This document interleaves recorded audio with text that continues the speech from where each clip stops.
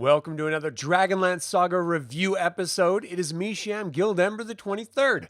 My name is Adam, and today I'm going to give you my review of the anthology, The Dragons at War, edited by Margaret, Weis, and Tracy Hickman. I would like to take a moment and thank the DL Saga members and invite you to consider becoming a member. I'd also like to let you know that I've started a Patreon account. You're welcome to click the links in the description to learn more. You can even pick up Dragonlance gaming materials using my affiliate links. Now, this is my perspective only. If you have thoughts or disagree with mine, I invite you to share them in YouTube chat or in the comments if you're watching this after the fact. Now, I know I'm springing this on everyone in the middle of the day, so I don't anticipate anyone joining me live, but if you do, shout out and say hi. This is a pre-written review. So I went through story by story and gave a really brief review and synopsis of each story, and then I'll just sort of verbally wrap up the entire thing afterward. So just understand that I'm returning to form of my pre-written reviews, so they're going to be much more detailed and cohesive. So if you don't want any spoilers, if you want to read this collection on your own that is like 30 years old, without any spoilers, then by all means, go read the book and then come back and watch this review. All right, let's start with The Dream of the Namer by Michael Williams. Now, this was an interesting poem about the author walking in dreams to see the coming of the Queen of Darkness in her assault against Huma and his impossible lance. I'm not sure if the poem is meant to be from any one individual or a generic retelling of the event as attributed to the Namer, which could be the authors or gods, who are truly one and the same in this particular case. In any case, it was nice returning to Michael Williams' poetry after such a long absence. As overly descriptive as it may be, it is familiar and comfortable, and I actually enjoyed it. The second story, or actually the first actual story, is People of the Dragon by Mark Antony. This was a great story about a white wizard who fled the Tower of Daltagoth before its fall. Now, this is set 5 years later when he's living like a hermit, as the king priest declares declares all wizards being evil. He's called by the townsfolk to look at bones to see if they are an ill omen. He studies them and casts a spell to see the past. He sees two people meeting and falling in love, one of them from a mountain Dragonmere and the other from the valley. He's not meant to fall in love, but has and gives her a bracelet. They end up having a child. Ultimately, the mother dies in the child's youth, and the man is blamed for it. The hermit decides to return to his home to continue studying this, and then travels up to the mountain to find more bones. He uses his magic again and learns that the man was a silver dragon who brought the girl, presumably another, also a dragon, to the clan in hiding, 500 years after the Third Dragon War. He battles the leader to ensure she can go with them as they leave the mountain, but both die in the fight. The daughter is seen flying away. The hermit returns to his hut to find it on fire, and he is thrown to the fire by the townsfolk for being a wizard.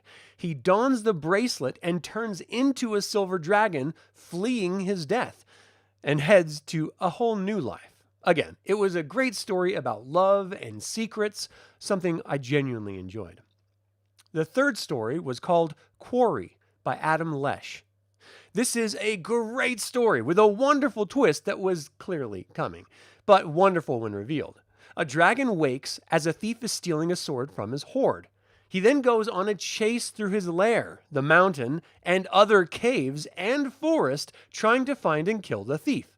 He's guided by his ability to read the thief's mind, and ultimately is led to an ambush and trapped by the thief. He's revealed to be a Dragonsbane, a dragon hunter in the Third Dragon War.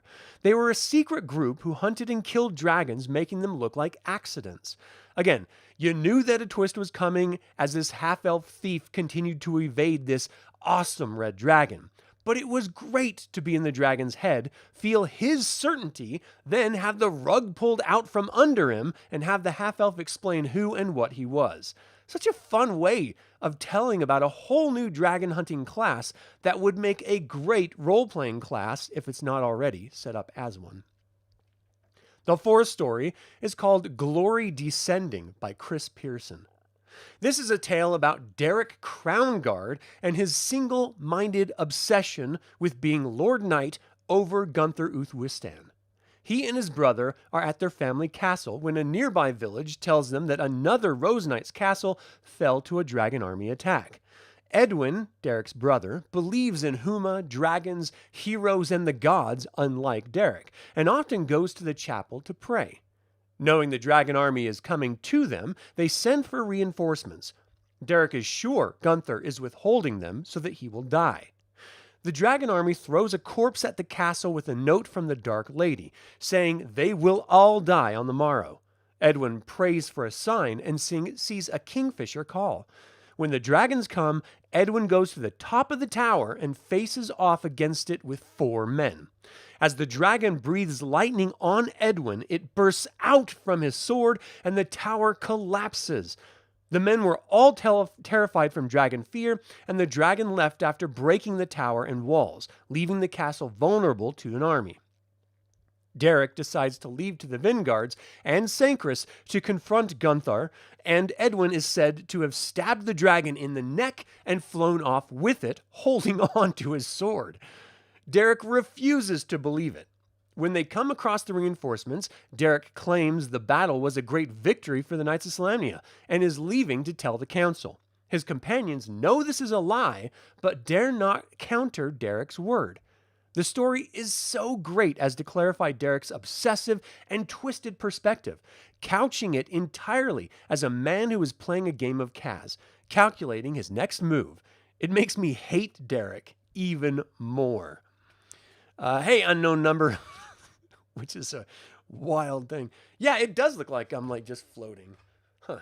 I need to get a spotlight behind me or just not wear black shirts, because clearly the edge of my shirt is not showing. So I'm just whoa. You ever see House on Haunted Hill? I'm the head at the beginning of that, apparently. All right. A Lull in the Battle by Linda P. Baker. This was an interesting tale about 2 dragon army officers, one the commander and the other his captain. After a successful battle, they were celebrating in a tavern full of women and soldiers. The captain was much better looking than the commander and drew the attention of many women. The commander claimed his strategy took the battle, and the captain, overhearing it, claimed it was his strategy. They fought a long and well-detailed battle. It was one of the best described duels I've ever read. Rough, truly deadly, and filled with tricks and sneakiness. Then one of the women helped the captain and ended up killing the commander. The woman told him that she would help anyone who helped her. The captain was congratulated by the men and went outside.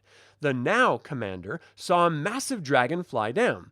It was Char, the commander's dragon, who revealed herself to be the woman in the bar fight.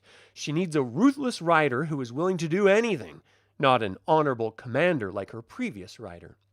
She said if the new commander doesn't live up to her aspirations, he will end up like the past commander, dead. It's a fun tale about evil feeding on itself and the price of command in the dragon's army. All right, the next story is called Proper Tribute by Janet Pack. Holy shit, this story got to me. It's about a warrior fighting for Whitestone and explains that he hated dragons. He is a dragon rider whose dragon hates him just as much. They're late in the war and are tasked with killing another red dragon and his rider they have fought before. They went into the air and the dragon battle was exhilarating. It was detailed brilliantly and I felt like I was soaring through the clouds with them in the game Dragon Strike. They killed one dragon scout and his rider, then faced off the red. They were not winning the fight and managed to wound the red after the good dragon was seriously wounded and began to plummet. The rider was ready to die, but the dragon saved him by gliding and crashing in a manner that ensured the dragon would die but not the rider. The dragon gave him one backhanded compliment and died, and the rider lost control, screaming the dragon's name, realizing it was his best friend and that the two were rude to each other because they were unfamiliar with friendship. Then the warrior grabbed as many weapons as he could and strode into the dragon army's camp, killing the enemy and shouting his dragon's name until he fell. Damn, it really got me in the feels, knowing that a distrust can change to respect, then to friendship in battle, whether the individuals recognize it in life or not. Genuinely a beautiful story. The next story is called Blind by Kevin T. Stein. Wow. This story was about how dragons were told to choose their alignment upon creation. But the tale focuses on a black dragon who hates his dragon army rider. They go into battle and he's pierced through by a dragon lance which kills his rider. He falls to the ground and transforms into a human, donning human clothing. He's then rescued by Whitestone forces who believe him to be one of theirs. The dragon witnesses the selflessness, friendship, and discipline of the warriors in stark contrast to the selfishness, threats, and menace of the dragon army forces. He's finally brought to a cleric's tent who sees the dragon for what he is as a cleric of Mishakal. He plays dice with the dragon, then offers him an opportunity to turn to the side of good, and he can be healed, his sight fully restored. The dragon considers it, then kills the cleric with acid and loses his sight, resigned to who and what he is. I really enjoyed the back and forth the dragon had on which way he would end up going, and I really liked that he stayed true to himself as an evil black dragon. I really dislike it when evil dragons turn good. All right, Nature of the Beast by Terry McLaren is the next short story. This was a bit of a disappointing story. It's about an aesthetic scribe who is collecting a bestiary for Astinus by taking credit for all the information his scribe is collecting. They hear about a white dragon in the area, and the aesthetic sends his scribe with a dwarf. He gave instructions to the dwarf to kill the scribe after they received evidence of the white dragon and bring his notes back so that he could take credit for them. The scribe and dwarf travel to the cavern of the white worm, and they find a dragon scale and the dagger of the villager reported missing. The dwarf tries to kill the scribe but falls into a pit and is rescued by the scribe as they leave for a tavern. The dwarf now feels guilt, confesses the whole affair, and they decide to part ways as the dwarf returns to the scribe's work and with proof. The aesthetic is then killed by the white dragon off camera, as it was, and the dwarf tracks the scribe to tell him and offer him the new role of aesthetic at the outpost. It's disappointing that the dragon plays such a tertiary role in the story and acts as justice more than anything else. I do like how the aesthetic was devious for promotion and used his scribe. It's unlike any other presented aesthetic thus far. All right, the next, Even Dragon Blood by J. Robert King. This was an interesting story about an Aurak Draconian who believed he was the only survivor and thus alone from his egg. He killed the priest who tried to kill his hatchmates. He became a powerful assassin for Lord Erican and was in a tavern in Sanction where he tracked and killed a traitor. He was leaving with orders to go to the temple when a young orphan boy approached him to be an assassin too. He brought the boy to the temple, and they were given orders to track a baby gold dragon in the mountains and kill it. They had a bunch of Draconians to go with them, which the Aurak didn't want. He killed a few on the way, one was for bait, and then the baby dragon came to eat the meat. The Aurak blinded him and tied him up as the dragon released his fire breath, burning the mountain. He asked who was killing him, and the Aurak responded only to discover the gold dragon was a hatchmate. He had the same skin markings. The Aurak killed the Aurak killed the remaining Draconians and let it go, giving up on his assassin life now that he wasn't alone anymore. The young boy killed the Aurak and reported it to Erica's. It was his plan from the beginning to kill the Aurak and promoted the boy. Such a fun story about finding family ties and how that can change you as an individual. Very interesting. Boom by Jeff Grubb. This was an underwhelming story about a gnome approaching a dragon army officer with gnomite. He explained the basic principles of refining uranium into a nuclear reaction and offered the rock to the dragon army commander after explaining the massive destruction it would cause. He was thrown out of Mount Nevermind for the invention and needed to recreate the experiments. The officer reflected on the outcome and refused to believe anyone would actually use such a weapon, as it would decimate the population and land. A grim reminder about the realities of nuclear weapons in our world. The officer refused the device, saying that he would write to his superior officers and they may reach out to him if they are interested. The gnome then brings out a sample and a sergeant tackles him, trying to wrestle the object free. The object is taken by the officer and the sergeant drags the mad gnome out of the tavern. Then the officer says that he will take this with him on patrol into the mountains. It was such a pointless story with no development or conclusion, just a gnome who invented a weapon of mass destruction. So much so, not even the dragon army wanted it. Truly a strange, strange story. The next is called Storytellers by Nick O'Donohoe. This was an interesting tale about two storytellers that worked for their dinners as patrons money in inns they traveled to. They told a tale about two silver dragons who were tricked into hunting a black dragon by another silver dragon. They ended up fighting it, tricking the black dragon before hurting it with a lance and pinning it to the ground. The black swore to hunt the two down no matter where they went or how long it would take. The story inferred that the two were the dragons, and it's frightened the customers to think that the black was going to come and destroy their village. The two storytellers got their pay, but the innkeeper revealed that he was the black dragon who lured them into his tavern, but the waitress, who was the silver who paid the other two, told him to take it outside. It was a fun tale about trickery and a geese to fight a black dragon. All right, the next is The First Dragon Army Engineer's Secret Weapon by Don Perrin and Margaret Weis. This was a wonderful return to Kang, Slith, and the brigade. In this tale, they're assigned as infantry under the command of a minotaur. This particular commander is bloodthirsty and known for his soldiers all dying in battle. Clearly, Kang isn't fond of the idea. Kang devises a plan as they wait for the battle the next day. He orders Slith to get a catapult put together and then proceeds to get the Minotaur drunk. The only problem is, the Minotaur can drink a lot. After a whole night of drinking, he is still on his feet ready for battle. When the horns are blown and the battle When the horns are blown and the battle begins, the Minotaur passes out. The Draconians load him into the catapult just as he wakes, and they catapult him into an oncoming copper dragon.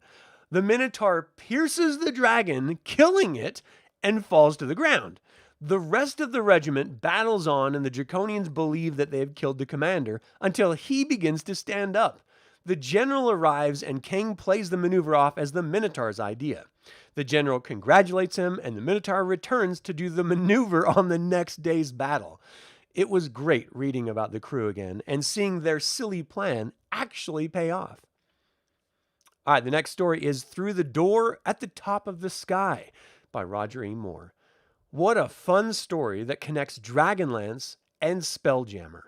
We start with a gnome flying a techno-jammer, a spelljammer that uses technology rather than magic, and is attacked by a mind flayer's nautilus. It crashes in the northern wastes in a lost city, and the gnome wakes to a copper dragon who has taken care of him and healed him. It's missing its brood the Dark Queen took and corrupted, and sees the gnome as a chance to help the helpless as she failed to do with her eggs.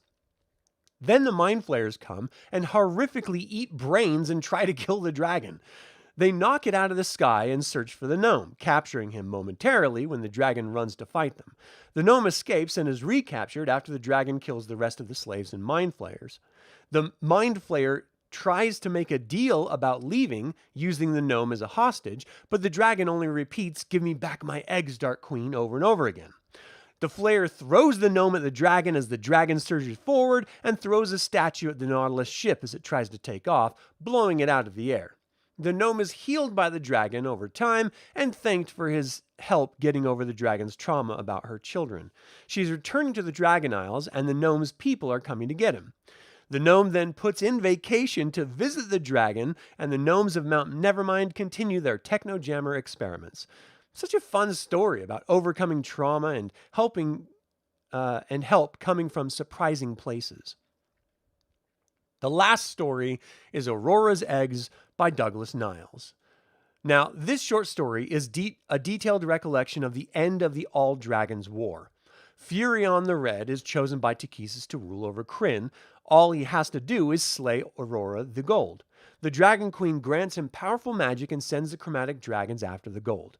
They fly from the Carolites to the Calcists after a griffin informs Aurora of the death of her sisters. The male chromatics mated with Takhisis, and their eggs were being raised in the abyss.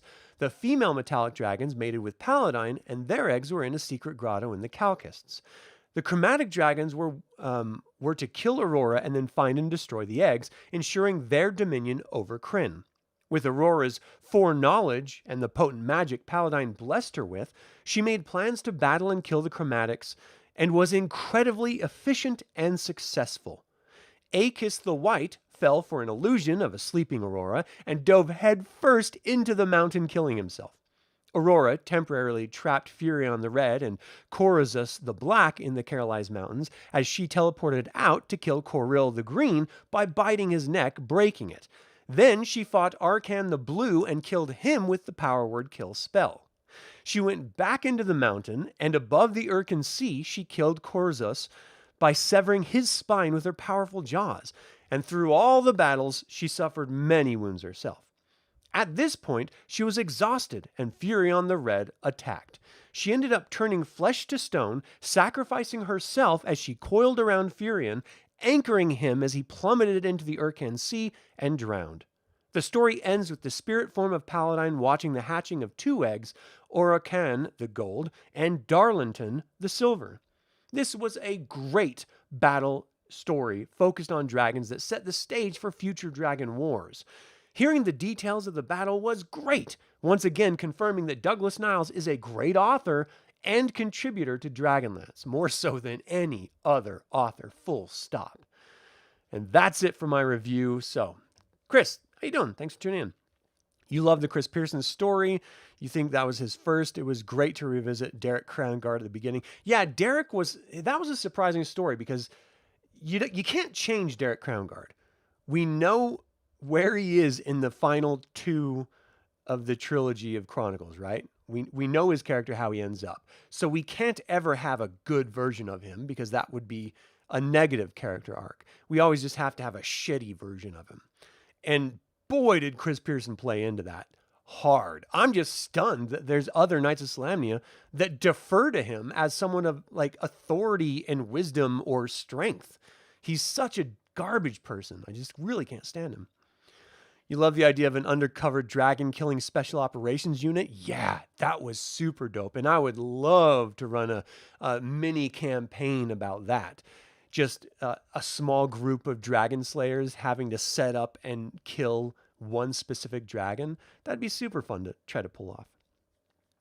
You get the idea of evil collapsing in on itself, but it's hard to win a war when your junior officers are allowed to kill their commanding officers in the dragon armies. That's why they lost the war. Really. The good dragons encountering draconians always pulled at your heartstrings to see the offspring mutated.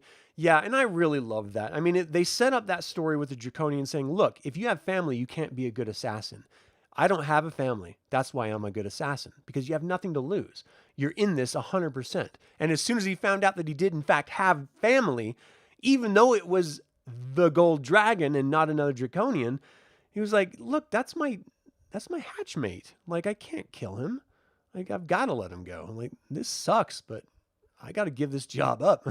I really appreciated that.